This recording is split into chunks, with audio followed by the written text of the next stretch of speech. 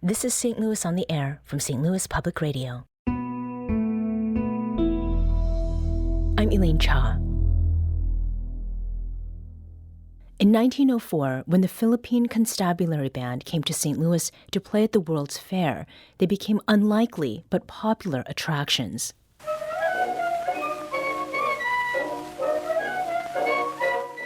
That's La Sampaguita, recorded by the Philippine Constabulary Band near the height of their fame more than a century ago. There is a story behind this music. The piccolo, carrying the melody, is being played by a Filipino musician named Pedro Navarro. During the 1904 World's Fair in St. Louis, Navarro and his fellow musicians found their exceptional talent being praised, but it was also being exploited to play into a narrative about American power. In May, I sat down with Navarro's great-granddaughter, Mary Lacanlale.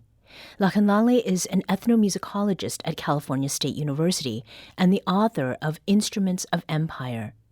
We talked about the way the World's Fair brought hundreds of thousands of people together in St. Louis.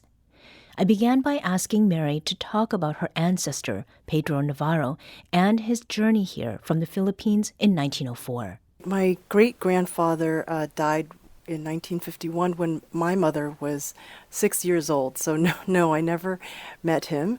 But the reason that I know so much about him was that my grandmother, that's my mother's mother, she would come to visit us every other year in Boston.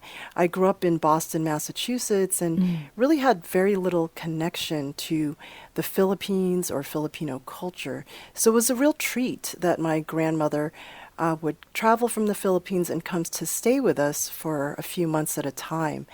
And she always had this story. I was just a teenager in the 80s, and I'd come home from school, and she would just start on her story about her father.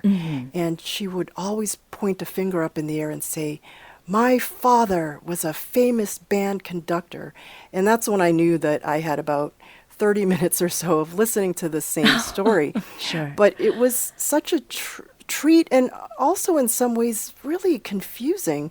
As far as I knew, there wasn't much talk or knowledge about Filipinos or the Philippines where I grew up in the suburbs of Boston. So it was really surprising that she would say things like he was part of this famous Philippine band and that they traveled all over the United States, not just at the St. Louis World's Fair, but for several years after that, they would come back to the States and travel from New York to San Francisco. And that was really surprising to me because I knew how difficult it was to immigrate to the U.S. And so she would say that he was a famous band conductor. He met John Philip Sousa, who's, the most famous American composer, conductor of brass band music, and that he had met the president of the United States, which at the time was President Taft. So it was just incredibly, almost unbelievable. And so that's how I got to know him, through her stories about him. I didn't believe them as a teenager, but later on in grad school, I did some research, and surprisingly, her stories were true, that he was this famous conductor, that he was with a famous band, and they traveled all over the U.S. and marched at the inauguration of a president. And as far as this great-grandfather's early life, obviously what your grandmother was telling you was limited to what she could share. But how is it that you came to learn about your great-grandfather's early life and his musical training in particular? Yes, so luckily there was a Philippine author at the time who wrote about Filipino music back in 1922, and he had 4 pages of a biography about my great-grandfather, and it was clear that he had met my great-grandfather and asked him all these questions. So from that book published in 1922, I learned that my grandfather from an early age came from the northern Philippines and went to Manila about the age of 5 and was raised there in a convent called St. Augustine, that was, directed by Spanish priests. And they knew that he was a gifted musician right away. He would sing, and from there, he was just raised in that convent until he was 19 years old. And he studied with not only the Spanish priests who were musicians, but also a famous Filipino composer named Marcelo Adunay. So I think what that told me was that he had rigorous training from an early age in European music, particularly music of the church. I'd like to fast forward now to the 1904 World's Fair. Mary, can you help us understand, what the World's Fair in 1904 represented for someone from the Philippines, and how it was, or why, your great-grandfather traveled to St. Louis? Right. So I think, a lot of the Filipinos, especially the indigenous people, had no idea what they were getting into, and, how far really the United States was from the Philippines, and, how long they would be there. For my great-grandfather, he was already part of the Philippine Constabulary Band, which formed just a couple years earlier in 1902. Now, a really surprising and really great story about this is that it was founded and formed by an African-American officer named Lieutenant Walter H. Loving. And he was the only American conductor ever of the Philippine Constabulary Band. And he just interviewed hundreds of the best musicians in the Philippines and selected about 82 of them to form the band in 1902. So when they came to the U.S. in 1904, they were quite well known in the Philippines. In fact, before they landed in the U.S., they went to Japan and played for the emperor. So they developed quite a reputation for themselves before they arrived in St. Louis. Now, in 1904, my great-grandfather was just a young man. He was 25 years old, and I'm sure everything was chaotic and new. In fact, the San Francisco Chronicle reported about how the Philippine Constabulary men just were in awe of all the big buildings and just in awe of their arrival to the U.S. So it would have been exciting to them, but also quite anxiety producing. I'm sure there was a lot of fears about being away from home for so long in a completely different country. Right. When they got to St. Louis, they went to the Philippine Village, which was for the most part set up already, but they probably had no idea how they were going to be represented there, what kinds of people, even people from the Philippines. They had no knowledge of all these diverse peoples and tribal groups and people from all over the Philippines. So that may have been as unfamiliar to them. There was no national language there, so there was a real language barrier between the military men and all the different tribal peoples there. Yeah. So I'm sure it was exciting, but also, kind of scary. Right, right. For the research that you did, Mary, did you visit St. Louis, and was there certain information that you wanted to get while you were here, and did you find it? I did visit St. Louis, I think in 2019, a few years before my book was published and came out. And I was really excited because this was my first visit to St. Louis. I had been hearing for decades about the St. Louis World's Fair, and I was really excited to go visit the site of the Philippine Village where my great-grandfather had spent 7 months of his life. But when I did go to several places, of course, the Missouri History Museum and the Missouri Historical Society Library and Research Center, and they were terrific. The exhibits were terrific, but no one could tell me exactly where the Philippine Village was. And they had an idea, it's somewhere over in this area, but not really. They couldn't give me sort of a place to go, that I could just say, here it is, I found it. And so that kind of was a bit disappointing and concerning, that there was no sort of official site to which Filipinos could go to and visit.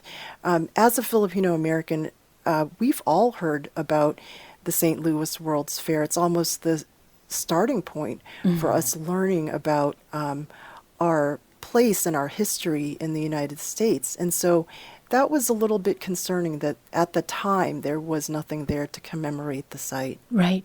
And when was it that you came to St. Louis to do some of that research that first time? Yeah, I think it was in 2018 or 2019.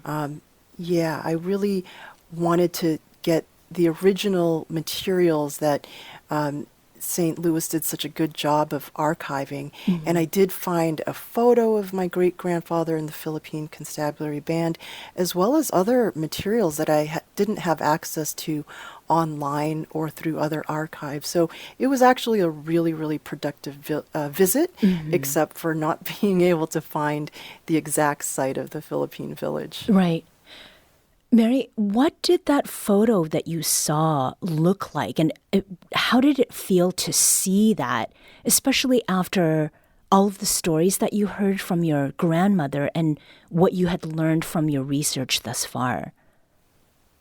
Yeah, it was so exciting to see the original photo, because there are photos of that. It's on the cover of my book, and that photo is pretty famous, of the Philippine Constabulary Band standing in the archway of a stone building. But to see the original photo and to see a close-up of my great-grandfather's face was just so exciting. He was the only piccolo player in the band, and he was standing in the front. Lieutenant Loving, who was the conductor, was right in the middle. So he was in the front row holding his piccolo, and just to see him staring back at me in this original photo was so exciting. It brought my grandmother's stories and all of my research full circle, to just be able to hold this photograph of in my hand of him. And it was so clear. I could really see his facial features, and it was just really, really exciting to see. Mary, what is it that you learned about this band that your great-grandfather was part of, the Philippine Constabulary Band, and how they were received at the 1904 World's Fair? And in particular, what did you learn about why the group was so popular?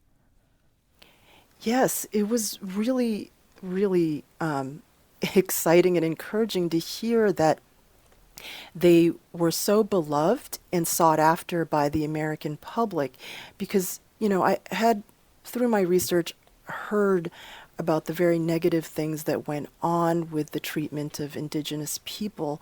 And not to say that this makes up for it in any way, but to learn that this was more complicated. Filipinos, particularly in the Philippine Constabulary Band, had such a positive and warm reception. The Philippine Scouts, who were also military men, but they were part of the U.S. Army, but they were Filipinos, also had a positive reception. To learn that they had so many musical successes was just really encouraging, and really brought a new perspective to the Filipino experience at the fair. One of the most popular band pieces, of course, was Star Spangled Banner by John Philip Sousa. And through careful looking at all of the different official programs of the fair, I learned that they played it the most times out of any group at the fair, including John Philip Sousa's own group. So to me, there was something special about the Philippine Constabulary Band. Why was it that out of all the different concerts going on in a given day, people would flock to their concerts. They were playing the same music as other brass bands. There were, definitely standards that everyone played, Sousa marches.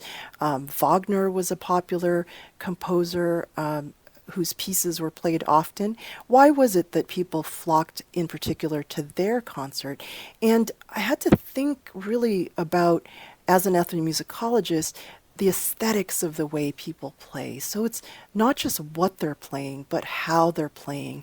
And I think that the Filipino musicians brought their own sensibility and aesthetic to playing standards like Star Spangled Banner. So in that way, that kind of led me down this path of asking myself, how do people listen? How do they hear? Why do they want to hear Star Spangled Banner by the Philippine Constabulary Band versus another group? And so I thought to myself, there must be a way in which what they listen to is influenced by their understanding of the people that are playing it. Right. And I think that's a great place, actually, to take a very short break and pick up on that point to continue the conversation.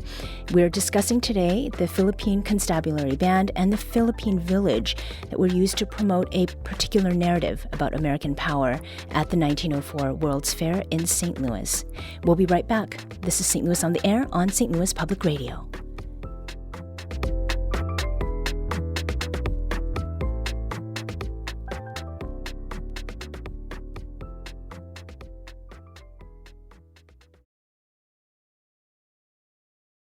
Welcome back. Let's return to our conversation with Mary Lacanlale, an ethnomusicologist at California State University and the author of Instruments of Empire. Her great-grandfather, Pedro Navarro, was part of the Philippine Constabulary Band that won acclaim and was used to assert American imperial dominance at the 1904 World's Fair in St. Louis.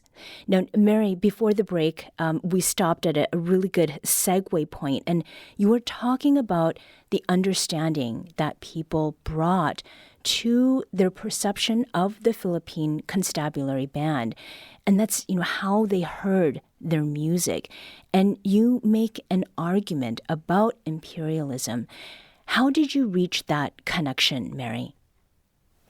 Yes, thank you. I wondered always why the Philippine Constabulary Band was so popular amongst other bands. In fact, John Philip Sousa, in the book The Greatest Expositions, said that he was amazed and that they were one of the best bands at the exposition. So I kind of concluded that despite the shared musical language of brass band music and marches, they must have brought a Filipino sensibility and aesthetic to the way that they were playing.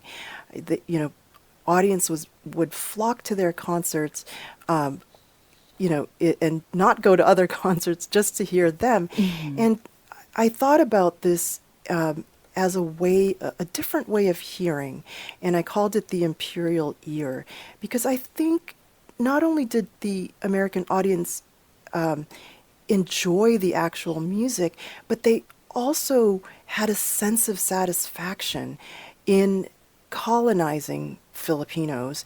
The Philippine Village was all about, in a nutshell, proving to the American public that the U.S. made a right decision in colonizing the Philippines, because it was quite a debate whether the U.S. should colonize the Philippines or not. So in 1904, I think the Philippine Village tried to make this argument that, look, despite their origins as tribal people, they can be made to be sort of civilized, assimilable colonial subjects. And I think the Philippine Constabulary Band was used to prove that point in a way that audiences enjoyed.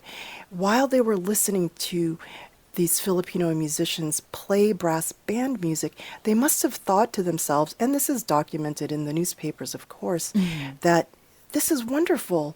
Look at these tribal peoples that we uplifted and taught to be exceptional musicians.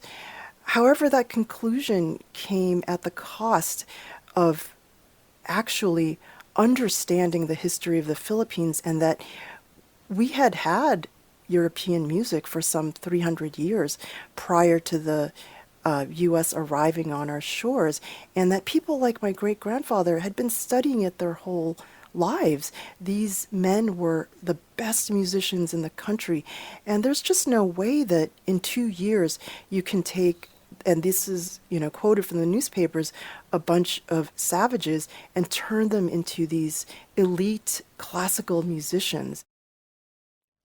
That was Mary Lacanlale. She's a professor and ethnomusicologist at California State University. She's also the author of Instruments of Empire. I first interviewed Mary this past spring, but we recently caught up to continue our conversation about her great-grandfather, Pedro Navarro, and his experiences here in St. Louis. And there was one story in particular that Mary wanted to share with our audience. This is a legend that is still repeated by some today, and I think it's a fascinating aspect that shows many things. So, in brief, the legend is that one night during the fair, the Philippine Constabulary Band was playing, and suddenly the whole fairgrounds was plunged into darkness, and they couldn't see their music. So, a lot of the other bands that night, as the St. Louis Post-Dispatch reported, had to stop playing. And unlike those other bands, the Philippine Constabulary Band kept on playing even without their music. So there's a little bit of context that I want to give, though, because in the Philippines, bands have this competition called the Banggaan, and that actually means collision of the bands, so kind of a battle of the bands thing. And one of the requirements was that each band had to play from memory, and they would play 100 or more pieces just by memory. Of course, they could read music, but that was one of the requirements. So whoever could play the most music from memory would win. And sometimes this would take days. And whoever was, the winning band would still be standing. So that's the background of that. Now, the night that I believe this happened, there was a tornado in St. Louis on August 19th, 1904. The whole fairgrounds was plunged into darkness, and as I said, other bands had to stop playing. And on this night, the Philippine Constabulary Band was playing William Tell, the overture to William Tell by Rossini. And instead of stopping, they just kept playing through this darkness, and they didn't even stop. In fact, they played the rest of the hour-long concert from memory. And I think what this shows is that in a lot of ways, they could bring their own tradition and heritage with them to the United States. Yes, they were playing European music, but the way they played it really stemmed from their own heritage of band music that was, over 200 years old in the Philippines. And so the audience was really, really impressed because other audiences were scared and they just started singing Dixie and the Star Spangled Banner. And so on this night, audiences remembered that the Philippine Constabulary Band kept on playing. It was really the Filipinos continuing and bringing their heritage to the United States of playing band competition music from memory. It shows sort of the resilience and perseverance of people who seem to be oppressed or marginalized, but still bring their own traditions and their sense of self to their artistry. Mm-hmm. I noted earlier that you have called this a legend.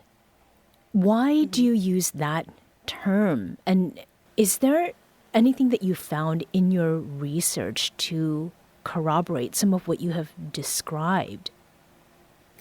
Yes, well, I call it a legend because this story was first published in the 1930s when they were trying in the Philippines to recapture the glory of the Philippine Constabulary Band.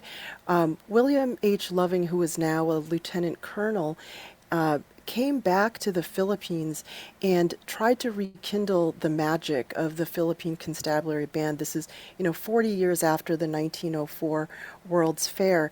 And so this is why I call it a legend, because these are memories, and and it seems to be several stories mashed together. For example, in some retellings, they say that after that night, the band went on to win a band competition and won first place, and Sousa's band won second. So I didn't quite corroborate that in the literature, but I think it's a true story because people who had been there had told that story. It's just a legend in my mind because there are some facts about it that I can't corroborate. And I can't corroborate exactly on which night it happened.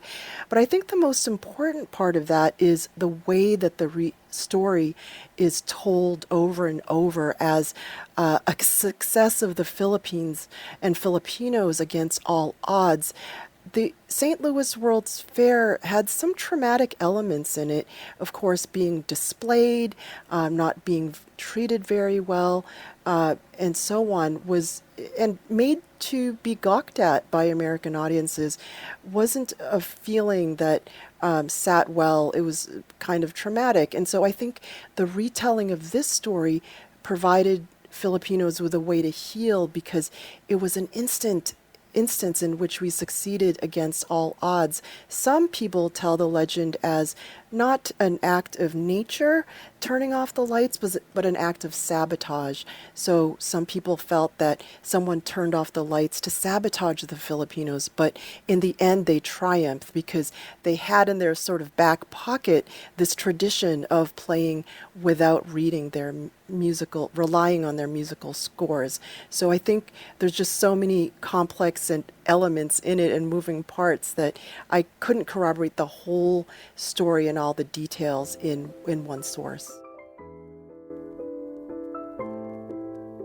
That was Mary Lacanlale. We spoke last week about her great-grandfather, Pedro Navarro.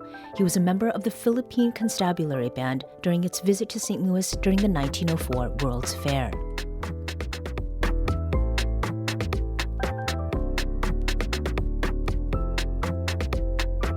This episode was produced by Danny Wissentowski.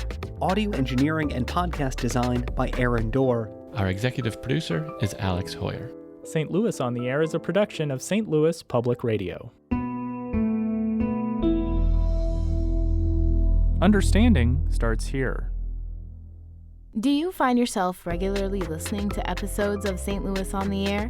Suggest us to a friend you think might enjoy our conversations, and leave us a review and rating on Apple Podcasts on the App Store. It's the simplest way to help people discover our show. Thank you.